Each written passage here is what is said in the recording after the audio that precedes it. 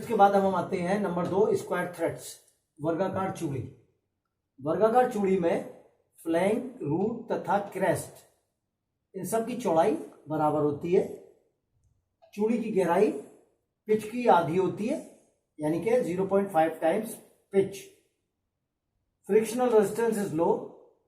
इन चूड़ियों में घर्षण प्रतिरोध बहुत कम होता है। इन चूड़ियों का प्रयोग मशीन टूल्स में शक्ति पारेषण तथा गति पारेषण के लिए किया जाता है। अब स्क्वायर थ्रेड्स के जो प्रकार हैं उसमें पहला नकल थ्रेड। नकल थ्रेड स्क्वायर थ्रेड का सुधरा हुआ रूप है। इन चूड़ी में क्रेस्ट तथा रूट वक्राकार होते हैं। इस चूड़ी की त्रिज्या पिच की 1/4 होती है, यानी कि 0.25 टाइम्स। यह चूड़ियां ढली हुई अथवा बेली हुई होती हैं। इन चूड़ियों का प्रयोग इलेक्ट्रिकल बल्ब के हेड्स अथवा बोतलों के मुंह पर होता है। इसके बाद है नंबर 2 एक्मे थ्रेड्स। यह भी स्क्वायर थ्रेड का सुधरा हुआ रूप है। इस चूड़ी का एंगल 29 डिग्रीज होता है। ये स्क्वायर थ्रेड के तुलना में अधिक मजबूत होती है। इन चूड़ियों का प्रयोग लेथ मशीन के लीड स्क्रू में होता है, पीतल के वाल्व में होता है तथा शिकंजे इत्यादि में किया जाता है। उसके बाद नंबर 3 है बटरस थ्रेड्स। ये वी थ्रेड तथा स्क्वायर थ्रेड का समायोजन है या समावेश है। ये चूड़ियां वी थ्रेड की तरह ही मजबूत होती हैं। फ्रिक्शनल रेजिस्टेंस इन चूड़ियों में स्क्वायर थ्रेड के समान होता है।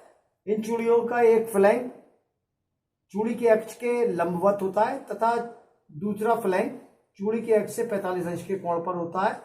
ये चूड़ियां एक ही दिशा में शक्ति पारेषित करती हैं। इन चूड़ियों का प्रयोग जैक तथा बढ़ई की शिकंजे में किया जाता है। अब आते हैं स्क्वायर थ्रेड प्रोफाइल्स पर। वर्गाकार चूड़ियों की आकृतियां। ये स्क्वायर थ्रेड है। इस थ्रेड की एक्चुअल डेप्थ, वास्तविक गहराई, small h is equal to t is equal to 0.25, यानी कि यहाँ पर t इस थ्रेड के दांते की मोटाई है, तो वास्तविक गहराई जो होती है इसके दांते की मोटाई के बराबर होती है, और ये दोनों होती है 0.5p, यानी कि पिच का 0.5 टाइम्स। इसके दोनों दांतों के बीच का गैप 0.5p, और यहां से यहां तक ये इसकी पिच हो गई।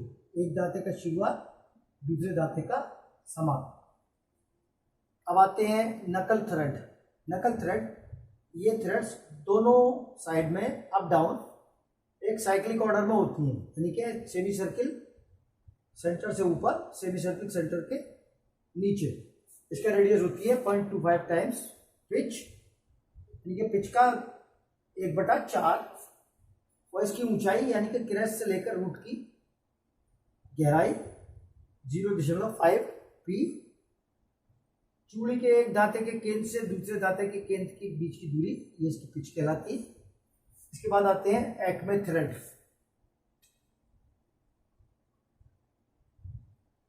एक्मे थ्रेड में इसके दांते की मोटाई होती है 0.707p, और ये इसकी पिच है। एक दांते से शुरुआत, दूसरे दांते का शुरुआत। इसके दो दांतों के बीच का एंगल होता है 29 डिग्रीज, यानी कि फ्लैंक से अगर एक परपेंडिकुलर ड्रॉप किया जाए तो 14.5 डिग्री का एंगल इधर, 14.5 डिग्री का एंगल इधर, ये इस तरह से ही 29 डिग्रीज।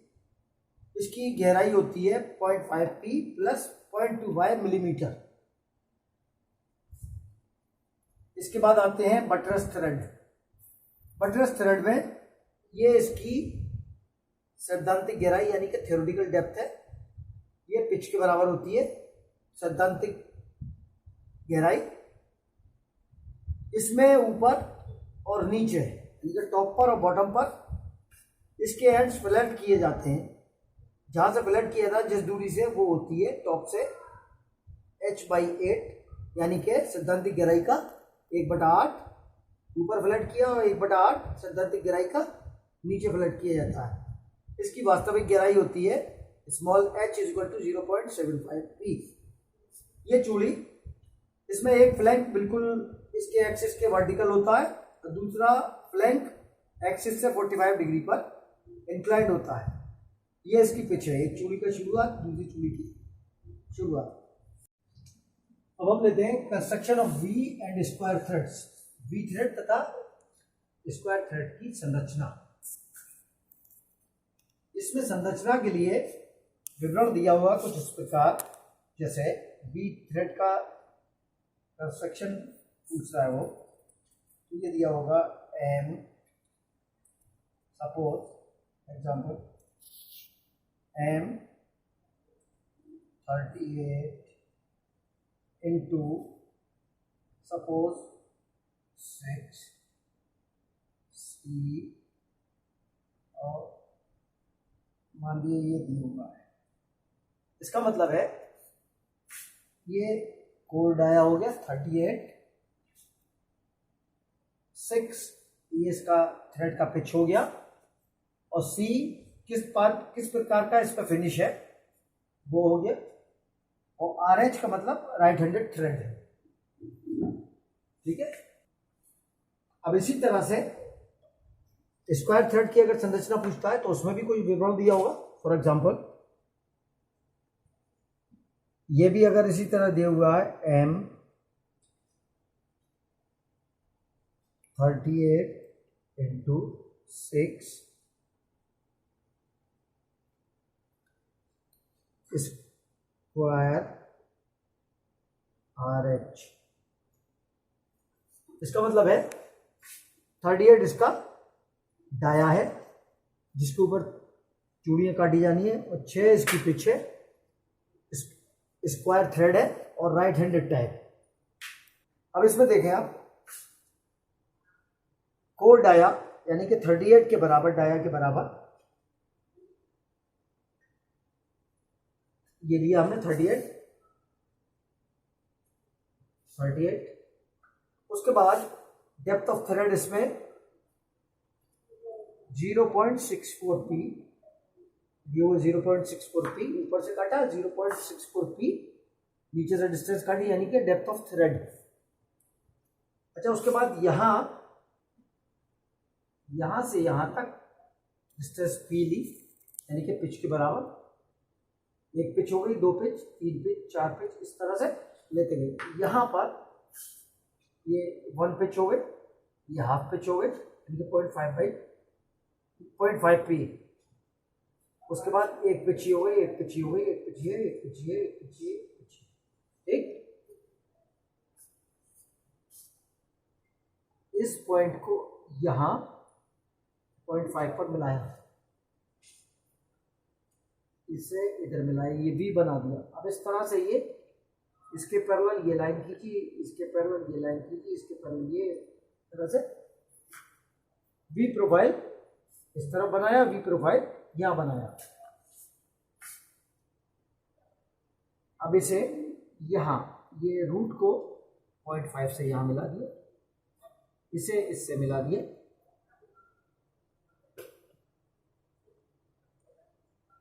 उसके बाद इसको इससे मिला दिया, इसको इससे मिला दिया, इसको इससे मिला दिया, इसको इससे मिला दिया, इसको इससे मिला दिया, इसको इससे मिला दिया।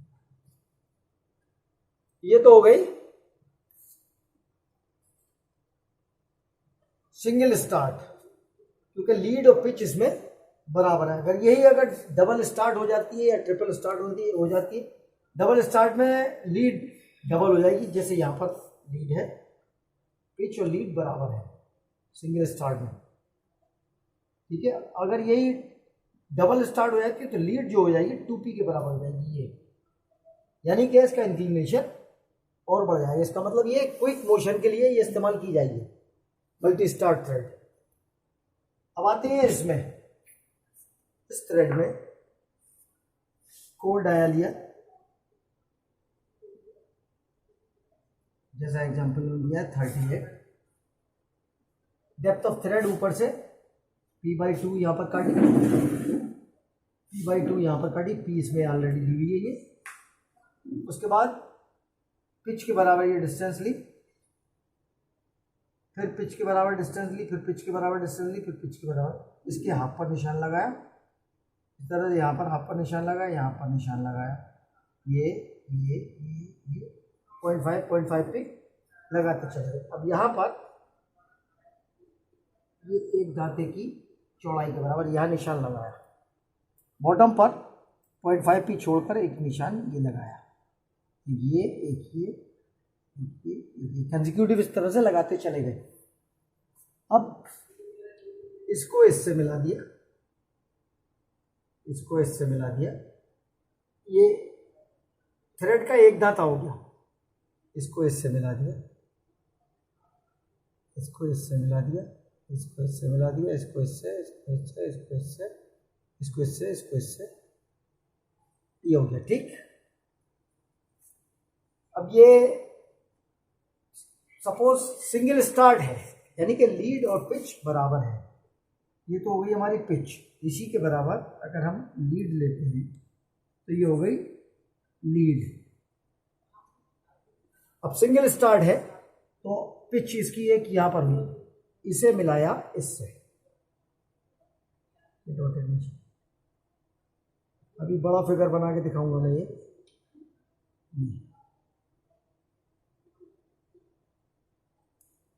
ठीक,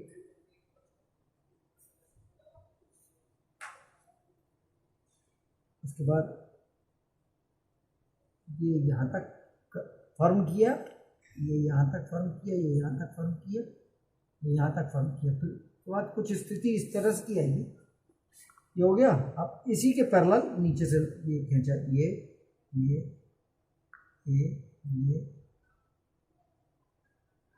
और ये,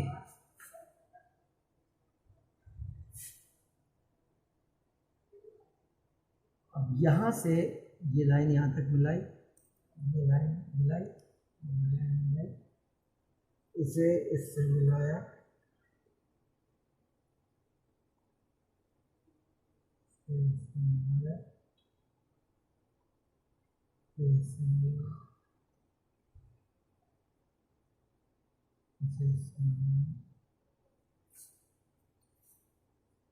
ये हो गए।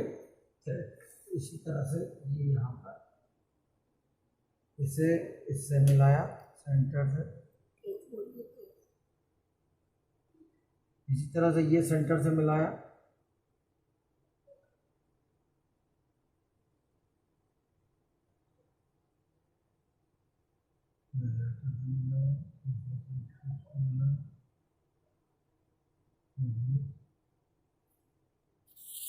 सेंटर से मिलाया और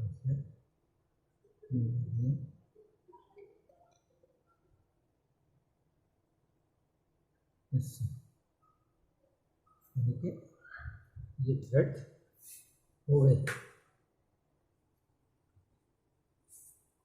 अब इसे थोड़ा सा एनलार्ज करके बढ़ाना, एनलार्ज करके दिखाएं जरा। अब इस ये है single start right handed thread.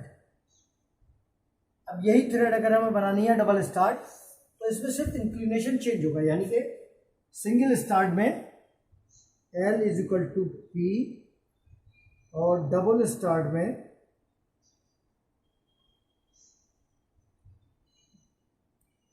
L is equal to 2P, triple start में